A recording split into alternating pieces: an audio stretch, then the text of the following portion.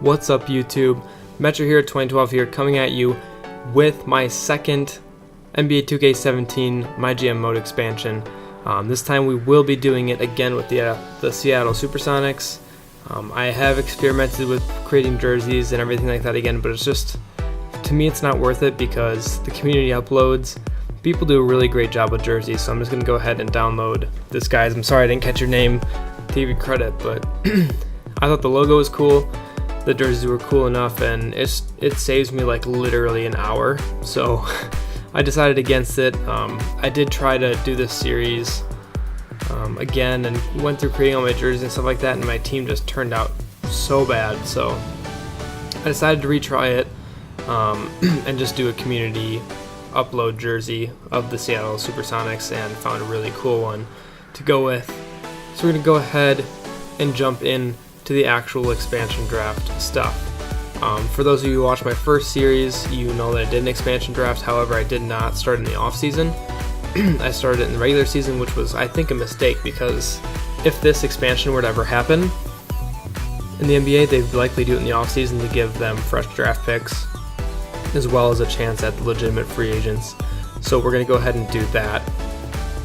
It ends up with the lottery that we either get the 4th or 5th pick no matter what. For those of you doing this, that's just how it works out. You either get the 4th or 5th if you have two expansion teams.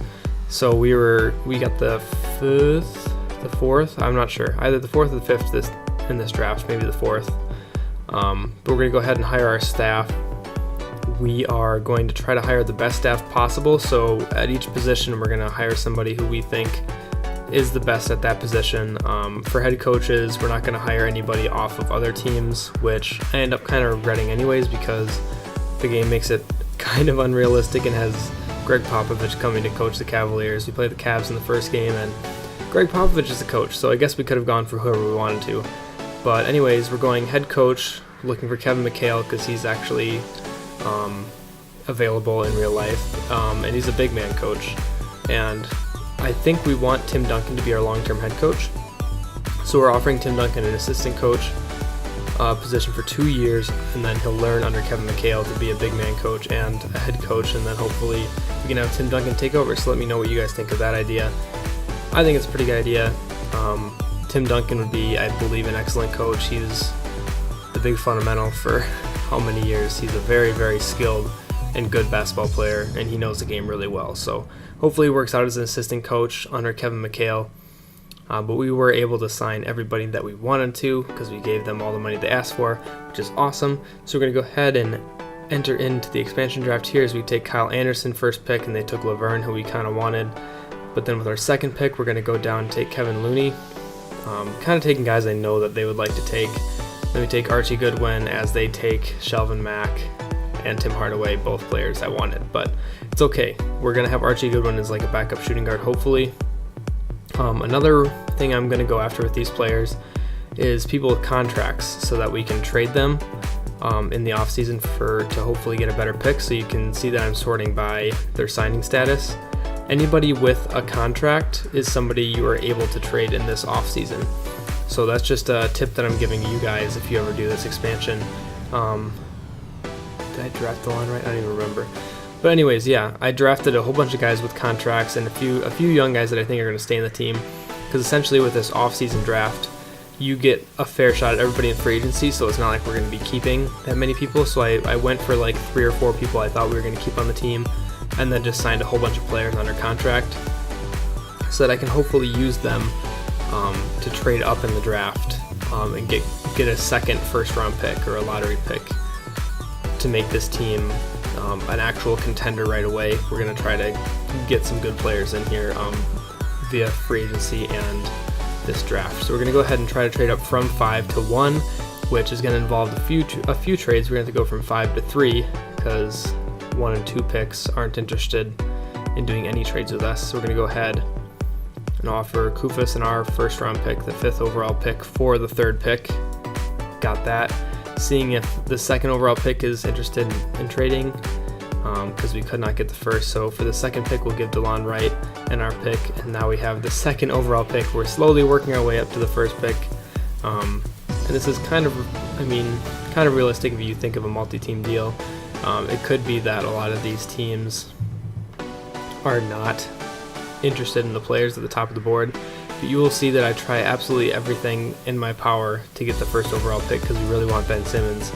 But I kind of like that this game stayed somewhat realistic because it just would not let me trade for him no matter what. Like, it seems as if the Celtics have the first pick and they are so pleased because they want Ben Simmons. You'll kind of see how the draft shakes out. It may or may not reflect that, but it is just impossible to get that first overall pick. So we're kind of just moving on and trying to get our second pick in the lottery so that we can get another good player. So the plan for this team in the offseason, like I mentioned, is to get 2 really good players in the lottery, keep about 3 or 4 players in the expansion draft, I believe 4, and then the rest of the players we can kind of mold to fit into our team in free agency because we have a pretty good budget. So we're going to sign a bunch of good role players and guys that are going to fit our system. Unfortunately, we don't really want to go after the big name guys. We go after a few of them, but the game kind of keeps that realistic in the sense that they stay with their teams a lot of times, so you'll kind of see how free agency goes once we get there. But we are still trying to get that second first round pick. We're getting very close, as you can see. We're literally trying to trade absolutely everything we possibly can. And I'm not gonna lie, it takes a while. Apologize for my yawning, it's kind of late. But yeah, hopefully we can get these 2 lottery picks so that our plan for this team can hopefully work out. Hopefully I'm not the worst GM coming in right away. I don't want to perform that badly in my first year. And there we go, we finally got that second pick. So I'm still going to try going after that first pick because I really want Ben Simmons. I want this whole series to be around Ben Simmons, but the Celtics do not want to give it up. They're literally just holding onto that pick with their dear life.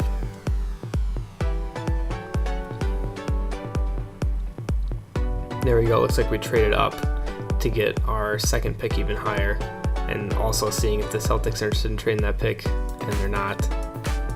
We keep trying and trying and trying and trying and trying, but they literally will not do it. So looks like we're going to be stuck with the 2 picks that we've gotten, which I believe are the 2nd overall pick and the 5th overall pick. We really have to cross our fingers and hope that Ben Simmons slips past that 1st overall pick. Probably won't, but we'll have to think of a backup plan if he doesn't. And then with that 5th pick, we want somebody like Jamal Murray or like a Chris Dunn or like a guard player coming out of this draft to help us in the with the guard positions. So we're gonna get Ben Simmons. Hopefully get Ben Simmons. If not, probably like, I don't know. Let's see how it goes. We have the 2nd and 3rd pick, so please Celtics, do not pick Ben Simmons. And they picked Ben Simmons. So yeah, they were holding on to that pick because they really, really wanted him. Tough luck for me. The best thing I can hope to do now is view trade offers, and maybe we'll get an offer for Ben Simmons. There's actually quite a few good offers for this pick, so we could have a pretty legitimate team starting out, but I kind of want to build this organization from the ground up with young talent right away. And there you go.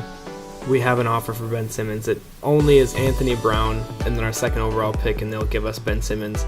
So after all of that, Ben Simmons gets drafted 1. We get the 2nd overall pick, trade to the Celtics. They seem okay with Brandon Ingram. My thought is they were just okay with either player, but they just wanted to be able to decide which one it was. And then once they got to the draft, they just liked the player on our team and were like totally okay with the other person. Maybe when they called the player they didn't have the right response, or maybe they didn't want to play for the Celtics. But Ben Simmons, you are coming to our team and you're going to play for the Seattle Sonics and be the face of our franchise. And I'm just asking around my organization, seeing who everybody wants me to draft, and it looks like the consensus is Chris Dunn.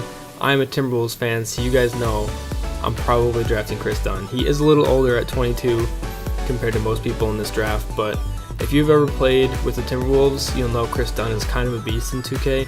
He's so good with his athleticism, and he's such a good defender. that I think I can work on his offense to make him a worthwhile investment. But to have a really good defensive point guard is huge in this league. When you think of all the good point guards in like Russell Westbrook, Chris Paul, Kyrie Irving, there's Damian Lillard, there's so many good point guards that have to be defended. And just the fact that we can put in Chris Dunn and have a good defensive point guard is going to be amazing. So that draft went super well for us. The first year in the league, the Seattle Supersonics were able to acquire the top pick in the draft, Ben Simmons. Some people think is a generational talent. He's not like exactly the athlete or basketball player that LeBron is, but he's special in his own way. He's like a 6'10" power forward-ish player that can play the point forward. So he's like a power forward that handles the ball and passes well. It's just he's a very unique player. There's not a lot of players that have ever had his similar skill set, so I'm excited to have him, and hopefully we can figure out how to play with him on this team. We can kind of see the players that we're looking to pursue in free agency. We kind of want Nicholas Batum at a bargain price. Looks like that's probably not going to happen. I like Batum, but I don't want to be throwing max deals out left and right. And I looked at DeMar DeRozan and Bradley Beal, and I was thinking how DeRozan signed a long-term contract, and Bradley Beal is an up-and-coming shooting guard. He's going to be a very good player in this league. So I offer him a max contract. I think he's worth that.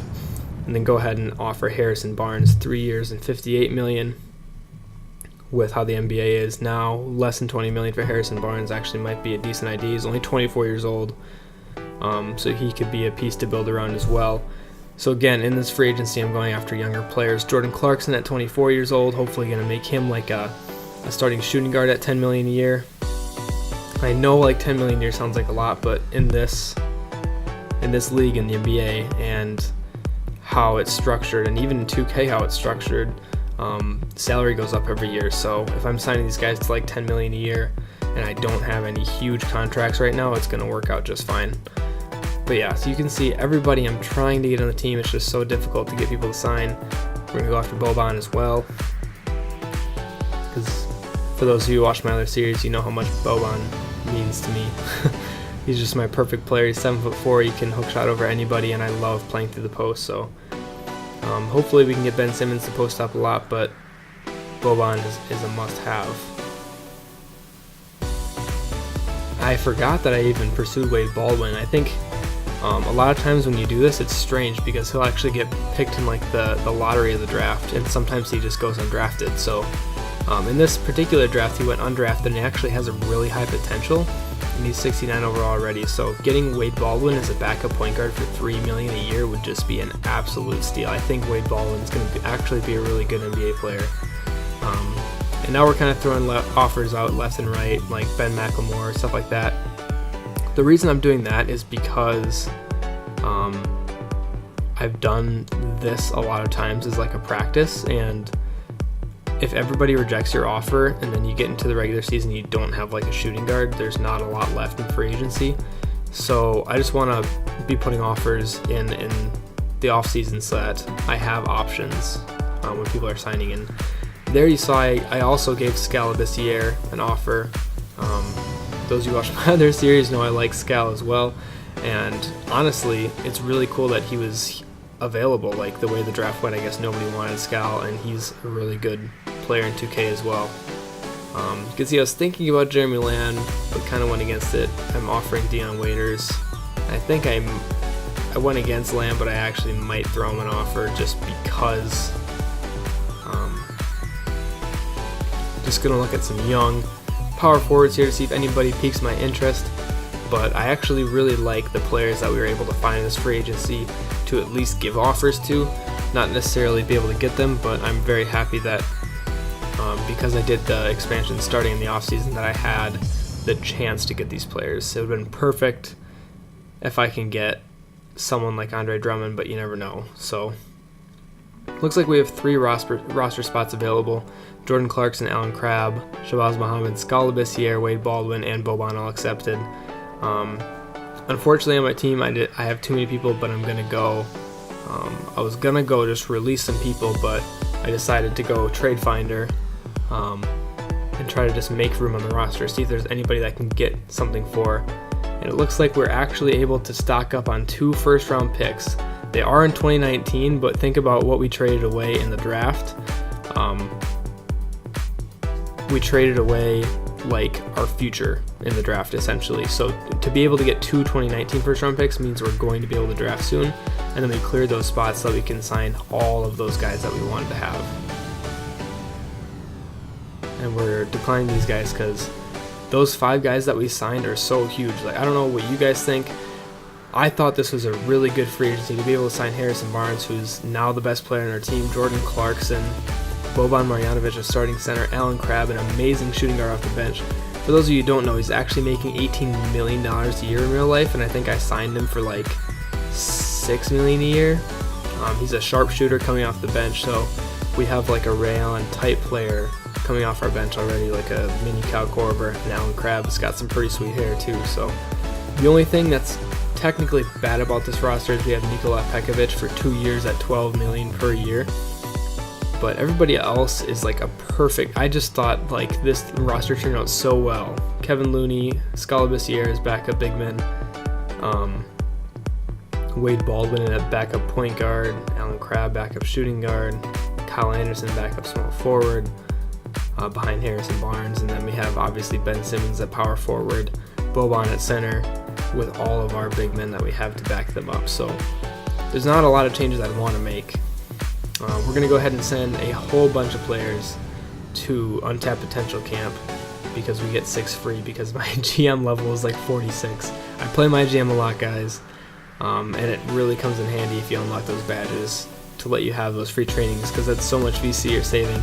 But I really like this team, and I think I'm really going to like this series, so I kind of went all in, made sure I got all of those free trainings, and I bought 1 or 2 as well, just to try to work on Ben Simmons' outside shooting.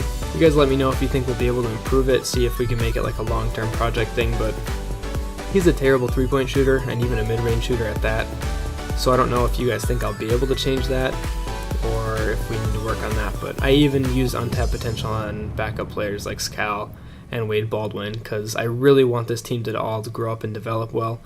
I think they're going to. I think we made the right decisions in free agency. We have this nice, really young team, and we have kind of veteran leadership in like Boban and Harrison Barnes.